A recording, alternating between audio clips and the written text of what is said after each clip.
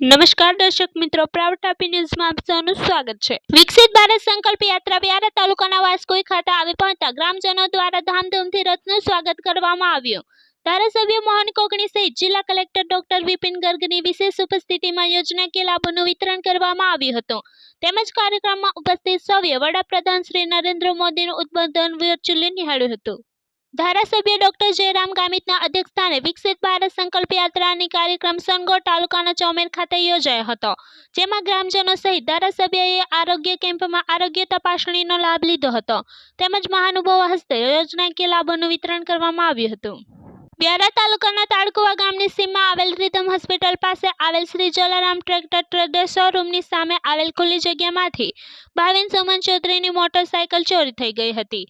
જોકે સમગ્ર ચોરીની હકીકત સીસીટીવી કેમેરામાં કેદ થઈ ગઈ હતી, જેના આધારે બે અજાણ્યા ચોર ઇસમ વિરુદ્ધ પોલીસ ફરિયાદ નોંધાવવામાં આવી હતી।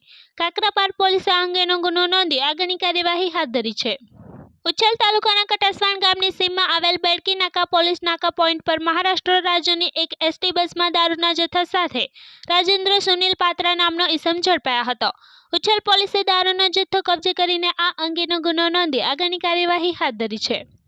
ઉચ્છલ ગ્રામ પંચાયતના મહિલા સરપંચ રીટાબેન ઢોળિયા વિરુદ્ધ ઉપસરપંચ સહિત 8 જેટલા સભ્યોએ અવિશ્વાસનો પ્રસ્તાવ તલાટી કમ મંત્રી સમક્ષ રજૂ કર્યો હતો, જે બાદ પણ મહિલા સરપંચને ગ્રામસભામાં અધ્યક્ષસ્થાન આપવામાં આવતા 9 જેટલા સભ્યોએ ગ્રામસભામાં ગેરહાજર રહીને પોતાનો વિરોધ નોંધાવ્યો હતો। વ્યારા તાલુકાના ગીરીયાવાવ ખાતે આવેલ જે સ્ટોન ક્વોરી સતત વિવાદમાં જોવા મળી રહી છે, ત્યારે ભૂસ્તર વિભાગ દ્વારા તેને હુકમ ન મળે ત્યાં સુધી બંધ કરવા માટે આદેશ કર્યો હતો, જે બાદ ક્વોરીના માલિકે હાઈકોર્ટમાં રજૂઆત કરી હતી અને હાઈકોર્ટે તે ક્વોરી ચાલુ રાખવા માટે પરવાનગી આપી દીધી હતી, જેને લઈને સ્થાનિકો રસ્તે દિવસો ક્વોરી બેસીને વિરોધ નોંધાવી રહ્યા છે। ત્યારે સ્થાનિકો અને પોલીસ વચ્ચે ઘર્ષણ સર્જાયું હતું। ઘર્ષણમાં સ્થાનિકોને ઈજા પહોંચતા તેમને હોસ્પિટલ ખાતે ખસેડવામાં આવ્યા હતા।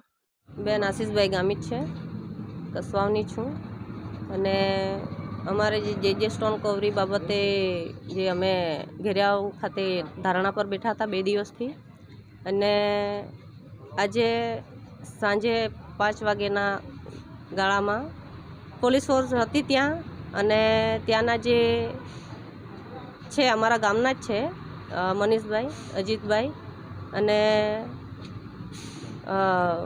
નવીનભાઈ, ને એ લોકો અમારી જોડે ત્યાં પોલીસ ફોર્સ સાથે ઝઘડો કરવાના માટે આવ્યા, અને તે બાબતે ઝઘડામાં એ લોકોએ મને ફેંકી દેવાની કોશિશ કરી। તેમાં પથ્થર સાથે મારો હાથ અથડાતા ફ્રેક્ચર થઈ ગયો છે, અને ત્યાં પોલીસ આવી, એ પોલીસ એ લોકો જોડે જ હતી, ત્યાં કોઈ લેડીઝ પોલીસ પણ નહીં હતી, અને અમારા પર હુમલો થયો ત્યારે બધી પોલીસ એ લોકોના સપોર્ટમાં જ હતી। અમને કોઈ પોલીસ ફોર્સે સપોર્ટ નથી કર્યો, અને ત્યાં હજુ પણ અમારી જે બહેનો છે એ ધારણા પર બેઠી જ છે।